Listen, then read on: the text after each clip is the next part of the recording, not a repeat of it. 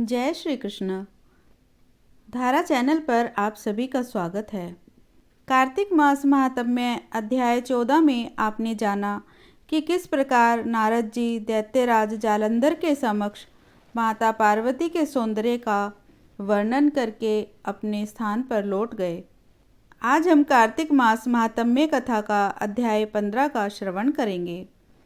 श्री विष्णु भगवान की कृपा हो सब पर अपरंपार, कार्तिक मास का कमल करे 15वां विस्तार। राजा पृथु ने नारद जी से पूछा, हे मुनिश्रेष्ठ, तब दैत्यराज ने क्या किया, वह सब मुझे विस्तार से सुनाइए। नारद जी बोले, मेरे चले जाने के बाद जालंधर ने अपने राहु नामक दूत को बुलाकर आज्ञा दी कि कैलाश पर्वत पर एक जटाधारी शंभु योगी रहता है, उससे उसकी सर्वांग सुंदरी भार्या को मेरे लिए मांग लाओ। तब दूत शिव के स्थान में पहुंचा, परंतु नंदी ने उसे भीतर सभा में जाने से रोक दिया, किंतु वह अपनी उग्रता से शिव की सभा में चला ही गया और शिव के आगे बैठकर दैत्यराज का संदेश ऐसे कह सुनाया। उस राहु नामक दूत के ऐसा कहते ही भगवान शूलपाणी के आगे पृथ्वी फोड़कर एक भयंकर शब्दमाला पुरुष प्रकट हो गया, जिसका सिंह के समान मुख था। वह नरसिंह ही राहु को खाने चला। राहु बड़े जोर से भागा, परंतु उस पुरुष ने उसे पकड़ लिया। उसने शिवजी की शरण ले अपनी रक्षा मांगी। शिवजी ने उस पुरुष से राहु को छोड़ देने को कहा, परंतु उसने कहा, मुझे बड़ी जोर की भूख लगी है, मैं क्या खाऊं? महेश्वर ने कहा, यदि तुझे भूख लगी है तो शीघ्र ही अपने हाथ और पैरों का मांस भक्षण कर ले। और उसने वैसा ही किया। अब केवल उसका सिर शेष मात्र रह गया। तब उसका ऐसा कृत्य देख शिवजी ने प्रसन्न हो उसे अपना आज्ञापालक जान अपना परम प्रिय गण बना लिया। उस दिन से वह शिवजी के द्वार पर स्वकीर्ति मुख नामक गण होकर रहने लगा। इस प्रकार यह अध्याय यहीं समाप्त हुआ। कार्तिक मास महात्म्य कथा का आज हम अध्याय 16 का श्रवण करेंगे। सुनो लगाकर मन सभी, संकट सब मिट जाएं, कार्तिक मास महात्म्य का पढ़ो 16वां अध्याय। राजा पृथु ने कहा, हे नारद जी, ये तो आपने भगवान शिव की बड़ी विचित्र कथा सुनाई है। अब कृपा करके आप यह बताइए कि उस समय राहु उस पुरुष से छूटकर कहाँ गया? नारद जी बोले, उससे छूटने पर वह दूत बर्बर नाम से विख्यात हो गया और अपना नया जन्म पाकर वह धीरे धीरे जालंधर के पास गया। वहां जाकर उसने शंकर की सब चेष्टा कही। उसे सुनकर दैत्यराज ने सब दैत्यों को सेना द्वारा आज्ञा दी। काल नेमी और शुंभ निशुंभ आदि सभी महाबली दैत्य तैयार होने लगे। एक से एक महाबली दैत्य करोड़ों करोड़ों की संख्या में निकल युद्ध के लिए जुट पड़े। महाप्रतापी सिंधुपुत्र शिवजी से युद्ध करने के लिए निकल पड़ा। आकाश में मेघ छा गए और बहुत से अपशकुन होने लगे। शुक्राचार्य और कटे सिर वाला राहु सामने आ गए। उसी समय जालंधर का मुकुट खिसक गया, परंतु वह नहीं रुका। उधर इंद्रादिक सब देवताओं ने कैलाश पर शिवजी के पास पहुंचकर सब वृतांत कह सुनाया और यह भी कहा कि आपने जालंधर से युद्ध करने के लिए भगवान विष्णु को भेजा था। वह उसके वशवर्ती हो गए हैं और विष्णु जी लक्ष्मी सहित जालंधर के अधीन हो उनके घर में निवास करते हैं। अब देवताओं को भी वहीं रहना पड़ता है। अब वह बलि सागर पुत्र आपसे युद्ध करने आ रहा है, अतएव आप उसे मारकर हम सब की रक्षा कीजिए। यह सुनकर शंकर जी ने विष्णु जी को बुलाकर पूछा, हे ऋषिकेश, युद्ध में आपने जालंधर का संहार क्यों नहीं किया और बैकुंठ छोड़कर आप उसके घर में कैसे चले गए? यह सुनकर विष्णु जी ने हाथ जोड़कर नम्रतापूर्वक भगवान शंकर से कहा, उसे आपका अंशी और लक्ष्मी का भ्राता होने के कारण ही मैंने नहीं मारा है। यह बड़ा वीर और देवताओं से अजय है। इसी पर मुग्ध होकर मैं उसके घर में निवास करने लगा हूँ। विष्णु जी के इन वचनों को सुनकर शंकर जी हंस पड़े। उन्होंने कहा, हे विष्णु, आप ये क्या कहते हैं? मैं उस दैत्य जालंधर को अवश्य मारूंगा। अब आप सभी देवता जालंधर को मेरे द्वारा ही मारा गया जान अपने स्थान को जाइए। जब शंकर जी ने ऐसा कहा तो सब देवता संदेह रहित होकर अपने स्थान को चले गए। इसी समय पराक्रमी जालंधर अपनी विशाल सेना के साथ पर्वत के समीप आ कैलाश को घोर सिंहनाद करने लगा। दैत्यों के नाद और कोलाहल को सुनकर शिवजी ने नंदी आदि गणों को उससे युद्ध करने की आज्ञा प्रदान की। कैलाश के समीप भीषण युद्ध होने लगा। दैत्य अनेकों प्रकार के अस्त्र शस्त्र बरसाने लगे। भैरी, मृदंग, शंख और वीरों तथा हाथी घोड़ों और रथों के शब्दों से शाब्दित हो पृथ्वी कांपने लगी। युद्ध में कटकर मरे हुए हाथी, घोड़े और पैदलों का पहाड़ लग गया। रक्त मांस का कीचड़ उत्पन्न हो गया। दैत्यों के आचार्य शुक्राचार्य अपनी मृत संजीवनी विद्या से सब दैत्यों को जिलाने लगे।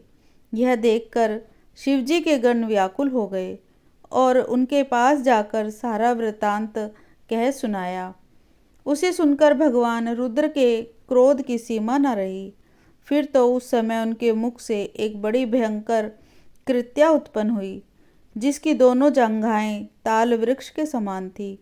वह युद्ध भूमि में जाकर सब असुरों का चवर्ण करने लगी और फिर वह शुक्राचार्य के समीप पहुंची और शीघ्र ही अपनी योनि में गुप्त कर लिया और फिर वहां से अंतर्ध्यान हो गई। शुक्राचार्य के गुप्त हो जाने से दैत्यों का मुख मलिन पड़ गया और वे युद्ध भूमि को छोड़ भागे। इस पर शुंभ निशुंभ और कालनेमी आदि सेनापतियों ने अपने भागते हुए वीरों को रोका। शिवजी के नंदी आदि गणों ने भी, जिसमें गणेश और स्वामी कार्तिकेय जी भी थे, दैत्यों से भीषण युद्ध करना आरंभ कर दिया। इस प्रकार यह अध्याय यहीं समाप्त हुआ। ओम कृष्णाय नमः।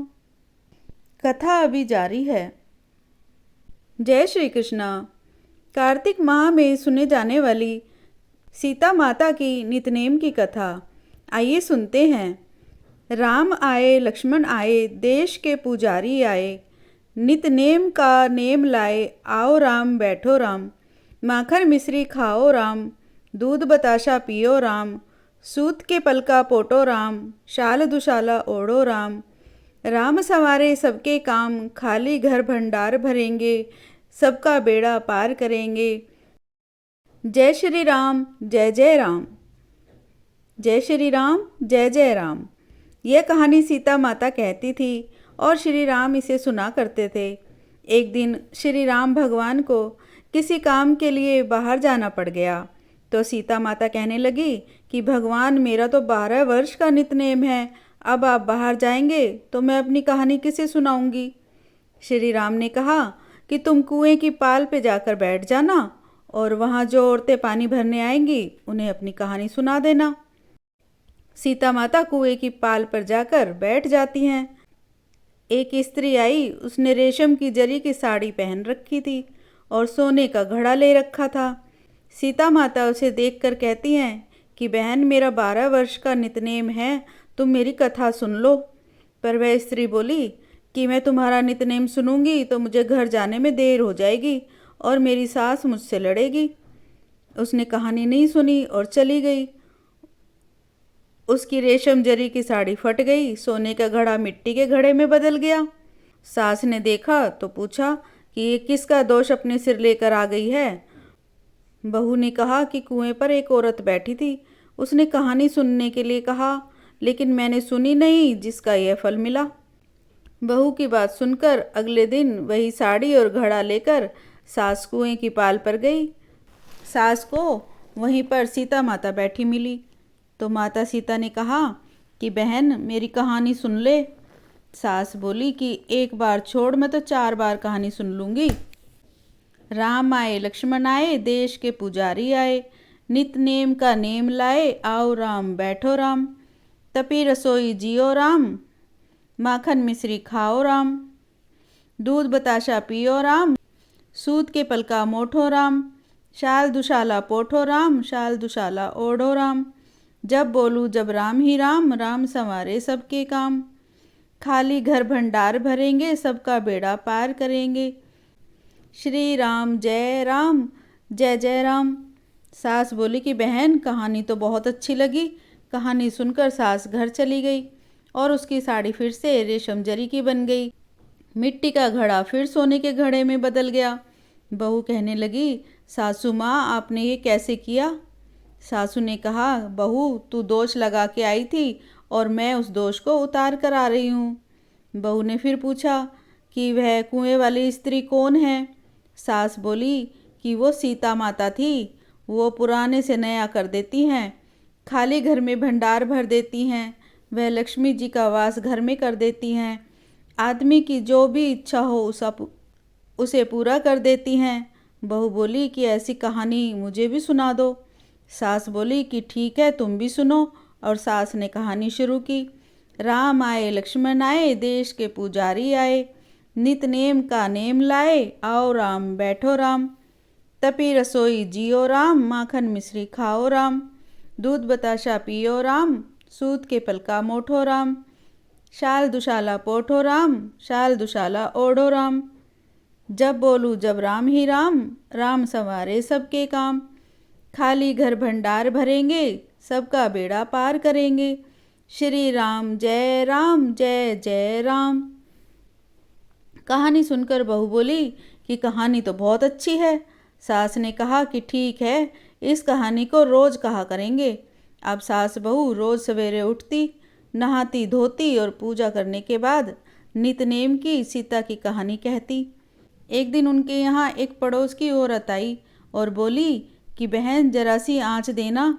तो वह बोली कि आँच तो अभी हमने जलाई ही नहीं। पड़ोसन ने कहा, तुम सुबह 4 बजे से उठकर क्या कर रही हो फिर? उन्होंने कहा कि सुबह उठकर हम पूजा करते हैं, फिर सीता माता की नितनेम की कहानी करते हैं। पड़ोसन ने उनकी बात सुनकर फिर कहा कि सीता माता की कहानी कहने से तुम्हें क्या मिला? वे बोली कि इनकी कहानी कहने से घर में भंडार भर जाते हैं, सारे काम सिद्ध हो जाते हैं, मन की इच्छा भी पूरी होती है। पड़ोसन कहती है कि बहन ऐसी कहानी तो मुझे भी सुना दो। फिर वह बोली कि ठीक है, तुम भी ये कहानी सुन लो। राम आए लक्ष्मण आए, देश के पुजारी आए, नितनेम का नेम लाए, आओ राम बैठो राम। तपी रसोई जियो राम, माखन मिश्री खाओ राम। दूध बताशा पियो राम, सूत के पलका मोठो राम। शाल दुशाला पोठो राम, शाल दुशाला ओढ़ो राम। जब बोलूँ जब राम ही राम, राम संवारे सबके काम। खाली घर भंडार भरेंगे, सबका बेड़ा पार करेंगे। श्री राम जय राम। श्री राम जय जय राम। सारी कहानी सुनने के बाद पड़ोसन कहने लगी, बहन कहानी तो मुझे बहुत अच्छी लगी। अब वह पड़ोसन भी नितनेम सीता माता की कहानी कहने लगी। कहानी कहने से सीता माता ने पड़ोसन के भी भंडार भर दिए। हे सीता माता, जैसे आपने उनके भंडार भरे वैसे ही आप हमारे भी भंडार भरना। कहानी सुनने वाले के और कहने वाले के सभी के भंडारे भरना। जय सीता माता। आइए रामचंद्र जी की आरती करते हैं। जगमग जगमग ज्योत जली है, राम आरती होने लगी है। जगमग जगमग ज्योत जली है, राम आरती होने लगी है। भक्ति का दीपक प्रेम की बाती, आरती संत करे दिन राती। आनंद की सरिता उभरी है, जगमग जगमग ज्योत जली है, राम आरती होने लगी है। कनक सिंहासन सिया समेता, बैठ ही राम होई चित चेता। वाम भाग में जनक लली है, जगमग जगमग ज्योत जली है, राम आरती होने लगी है। आरती हनुमत के मन भावे, राम कथा नित शंकर गावे। संतों की ये भीड़ लगी है, जगमग जगमग ज्योत जली है। जगमग जगमग ज्योत जली है, राम आरती होने लगी है। जय श्री राम।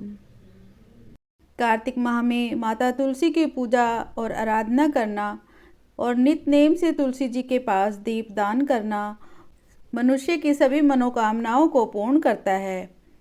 आइए श्रवण करें तुलसी जी की आरती और उनकी स्तुति।